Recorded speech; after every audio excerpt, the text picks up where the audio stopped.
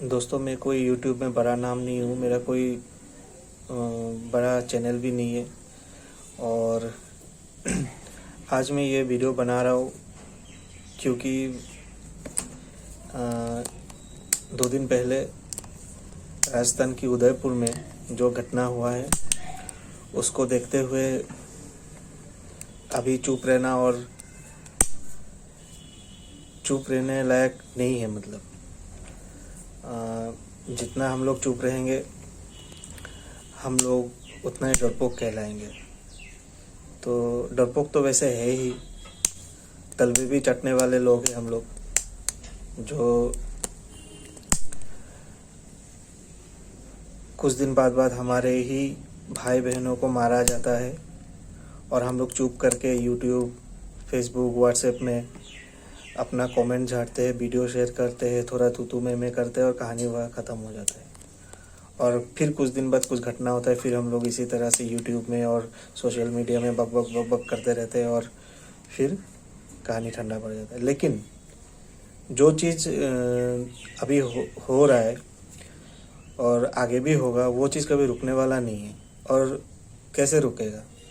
रोकने वाले कोई है ही नहीं।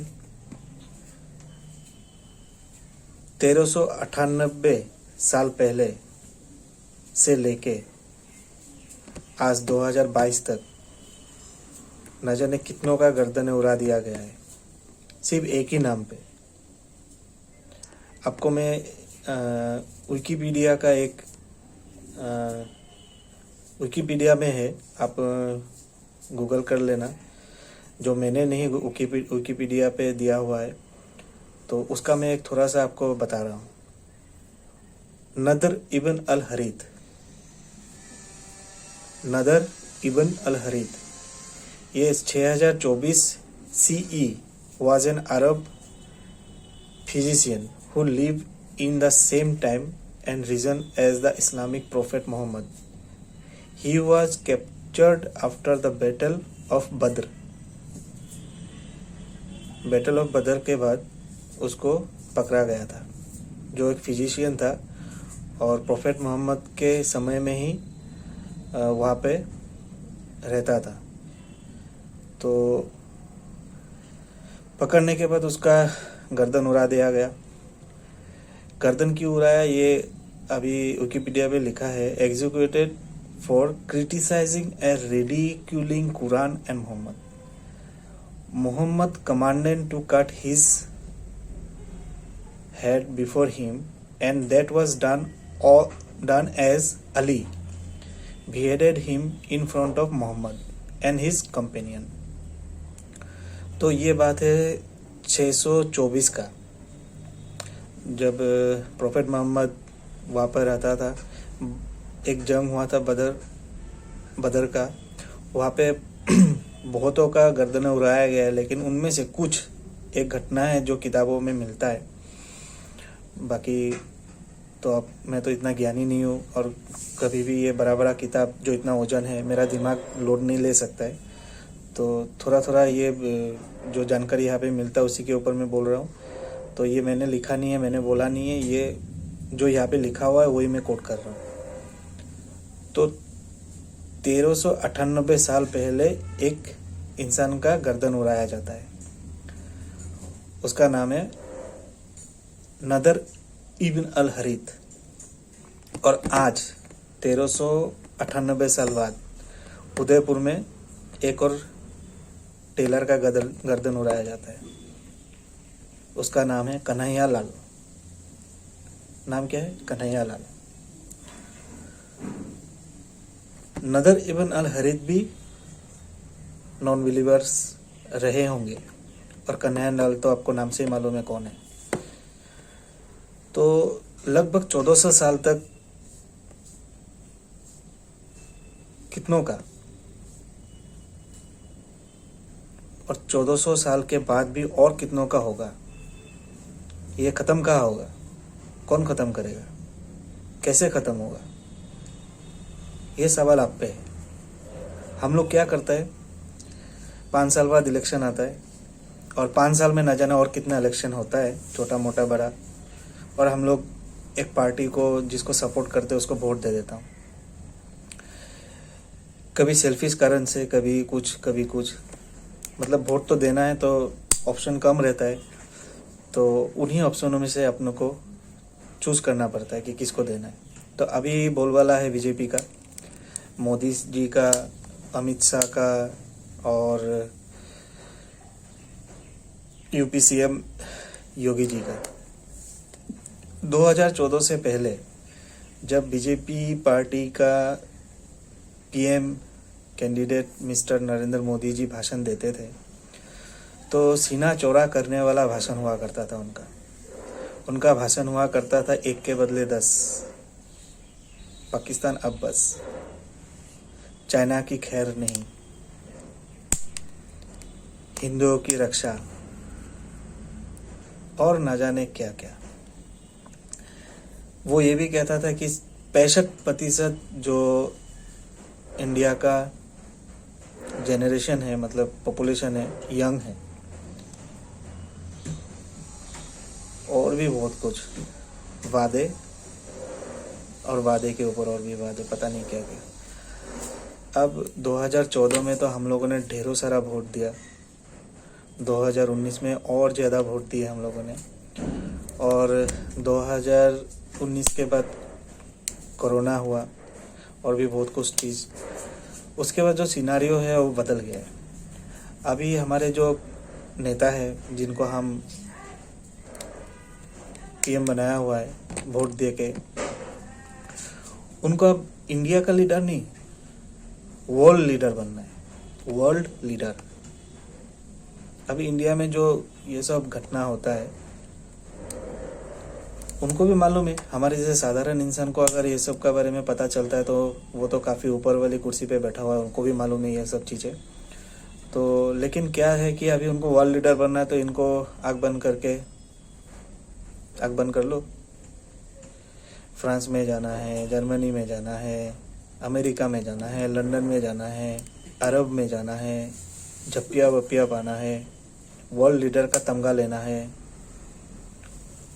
तो देश में ये जो छोटा मोटा ये चीज़ होते रहता है ना, उनके नज़र में छोटा मोटा, ये तो कुछ भी नहीं है, होने दो।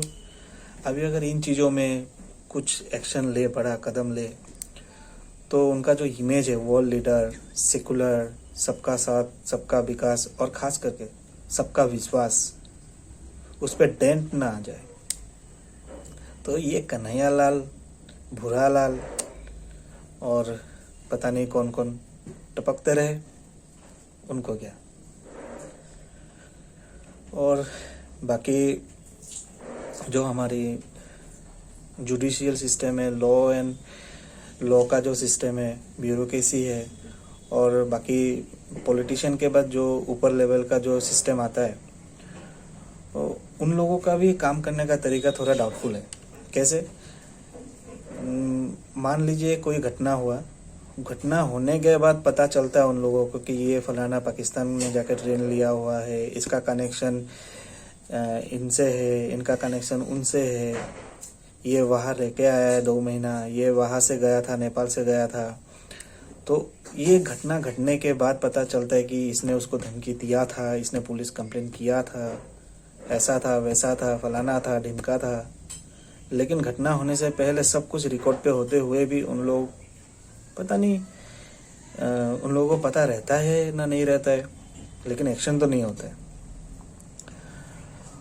एक्शन नहीं होता है। तो हमारा जो ये रॉ है, उसके बाद और भी बहुत बड़ा हेवी नाम वाला ऑर्गेनाइजेशन है जो हमारे सिक्योरिटी को इंश्योर करता है, इतना बड़ा नाम है। उन लोग क्या करता रहता है पता नहीं,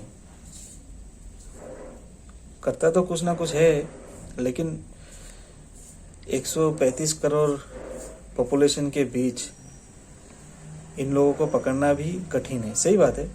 तो हमारे तो 135 करोड़ है, चाइना में तो 150 करोड़ है, वहाँ पे तो किसी का गर्दन नहीं उड़ा, वहाँ पे तो ये कोई खुल्लम खुल्ला ये सब बताता नहीं है कि ऐसा करना है, वैसा करना है।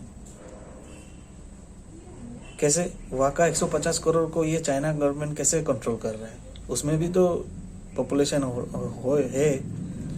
हमें उनसे सीखना चाहिए कि ये जो एग्रेसिव रिलीजियस एक्टिविटीज हो रहा है, एग्रेसिव, उसको कैसे कंट्रोल किया जाए।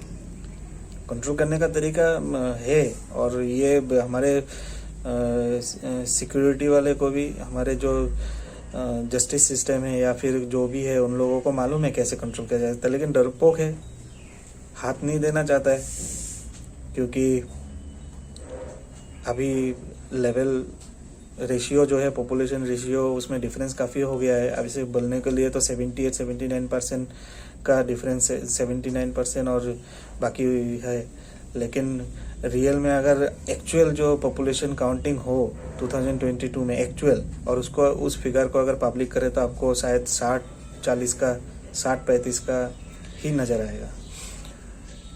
तो ये सब बातें हैं। और एक चीज़ है, अभी कुछ दिन पहले एक आप नाम जानते हैं, सैयद वासिम रिजवी, जिन्होंने धर्म परिवर्तन करके अपना नाम जितेंद्र नारायण सिंह त्यागी हुआ है, जो इस्लाम में था, मुसलमान था। तो उनका कुछ कंट्रोवर्सी है। तो उन्होंने क्या किया है कि जनवरी 2018 में त्यागी जी ने, जो वासिम रिजवी है, chief minister of UP and prime minister of India को एक लेटर या शायद कुछ लिखा था, उसमें लिखा था उन्होंने, वो चाहते थे कि evolution of madrasas and said that some of them act as a breeding grounds for terrorist instead of insuring jobs for Muslim.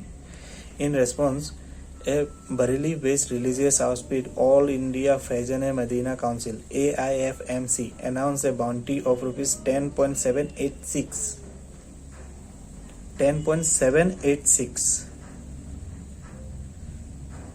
rupees and a free Hajj trip for anyone who behead Tyagi.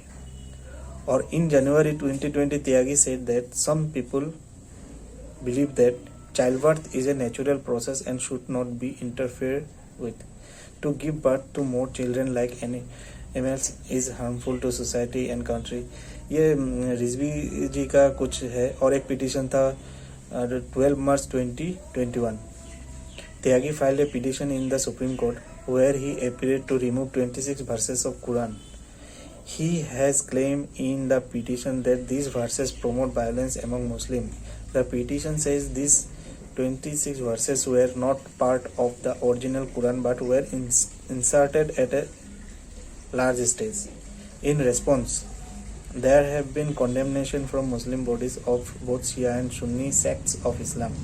They have demanded Tyagi's arrest. The ruling BJP has also protested his petition. They have demanded Tyagi's arrest.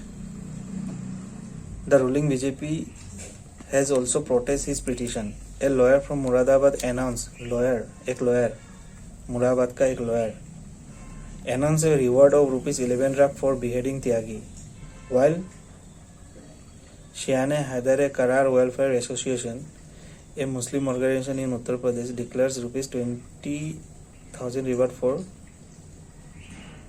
Tyagi's beheading. अब ये lawyer, ये organisation जो registered होगा, और ये लोग खुलेआम गर्दन उड़ाने का ये अवार्ड रखा करता है, खुलेआम, जो एक खास विशेष धर्म से आता है। और क्यों ना करे, क्योंकि आपने तो देखा ही है 624 में क्या हुआ था, और 2022 में भी यही हो रहा है। तो ये तो कॉमन है, जब गुरु ही ऐसा है तो शिष्य कैसे होंगे। तो इस तरह से है ये सब चीज़ें। बाकी आपको मैं जो अफगानिस्तान में अभी अमेरिका अपना विड्रॉ करने के बाद जो सिचुएशन हुआ है और जिन्होंने उसको टेक ओवर किया है, उन लोगों को आते ही जो हमारे देश में कुछ एंटरटेनमेंट सेक्टर से जो कुछ लोग हैं जो इस तरह की चीज़ों को सपोर्ट करता है, उन लोगों के लिए मैं एक छोटा सा एग्जांपल पेश करना चाहता हूँ। एक छोटा सा, बाकी स्टडी करने से तो बहुत कुछ मिलेंगे, लेकिन इतना स्टडी करने का समय नहीं है ये सब चीज़ में। तो एक छोटा सा मैं चीज़ बोल रहा हूँ, तालिबान जब अफ़गानिस्तान में काबिज हुआ तो वहाँ पे बहुत कुछ उन्होंने किया, बाय द नेम ऑफ शरिया, ये सब वो सब। तो उनमें से कुछ कुछ तो अभी पब्लिक डोमेन में है और न्यूज़ व्यूज़ में है। उनमें से एक था आपका नज़र मोहम्मद, जिसको ख्वाजा जवान बोल के भी फेमस है। वो एक कॉमेडियन है। अभी अफगान में ये कॉमेडी तो हराम है, तो उनका बैंड बाजा बारात हो गया है। और एक मूसा महमदी है जो टीवी एंकर है और रिपोर्टर भी है। अभी सुना है, उनका फोटो भी देखा है मैंने, तो वो समोसा बेच रहा है फुटपाथ पे। एक टीवी एंकर, जर्नलिस्ट, कॉमेडियन का बैंड बाजा, ठीक है। तो ये जो हमारे देश में जो टीवी जर्नलिस्ट, एंकर, ये जो लोग हैं ना, ये लोग जो उन लोगों को सपोर्ट करता है या फिर कुछ बहुत कुछ है जो करता है उन लोग, तो उन लोग ये टीवी जर्नलिस्ट, ये मीडिया वाले भी समझ ले, ये लड़ाई सिर्फ हमारे जैसे लोगों के लिए नहीं है। अगर हम नहीं रहे और यहाँ पे अफगानिस्तान का हल हुआ, तालिबान काबिज हुए या फिर ये हुआ, तो आप मत समझिए कि आप लोग बच जाएंगे। सबसे पहले वो आप लोगों को ही बिहेट करेगा, ठीक है। तो ये लड़ाई सिर्फ हमारा नहीं है, आपका भी है। और ये जो हमारे फिल्म इंडस्ट्री का जो है कुछ जो उन लोगों को सपोर्ट करता है, उन लोगों को भाई भाई कहता है, तो वो भी समझ लीजिए नज़र मोहम्मद उर्फ ख्वाजा जवान कॉमेडियन, क्या हाल किया था उसका।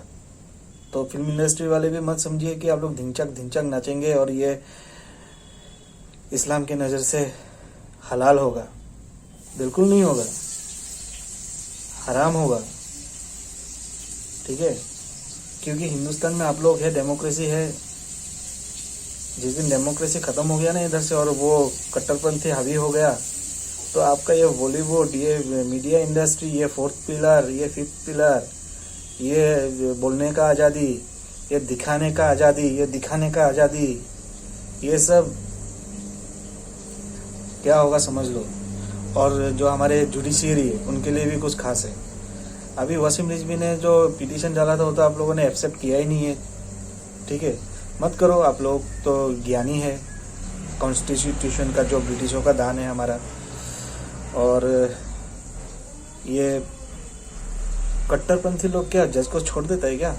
अभी सुना है न्यूज़ में कि सुप्रीम कोर्ट या कुछ कोर्ट के जो फैसले के कारण उन लोगों को भी धमकी आया है। और ये हाई कोर्ट जज नीलकंठ गंजू 1989 कश्मीर पे मार दिया गया था। किसने मारा था? सेकुलर लोगों ने नहीं मारा था भाई साहब। यही फर्क है।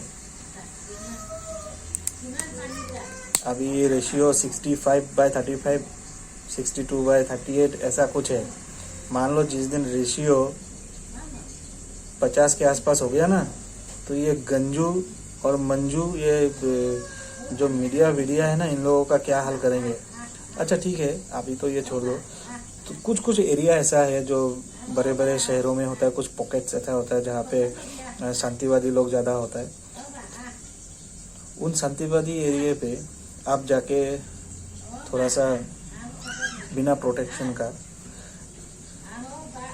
आप जाओ, जाके वहाँ पे अपना सेकुलरिज्म या फिर कुछ कलरफुल एक्टिविटीज़ करो। कलरफुल मतलब क्या है? हिंदू कल्चर, होली वली ये सब। पत्थर नहीं आएंगे, धमकियाँ नहीं आएगा क्या?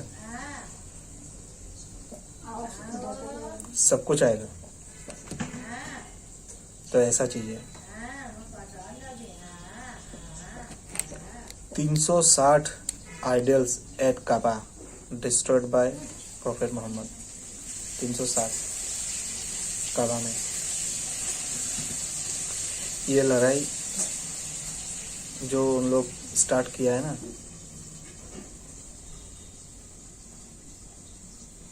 चौदह 1400 साल पहले जारी है और आगे भी जारी रहेगा आप लोगों की वजह से।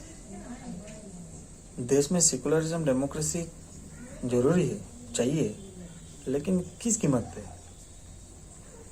किस कीमत पे? कन्हैया लाल की गर्दन की कीमत पे? अंकित मिश्रा की खून की कीमत पे? हैं? कमलेश तिवारी की जान की बदले? हैं? उनके बदले?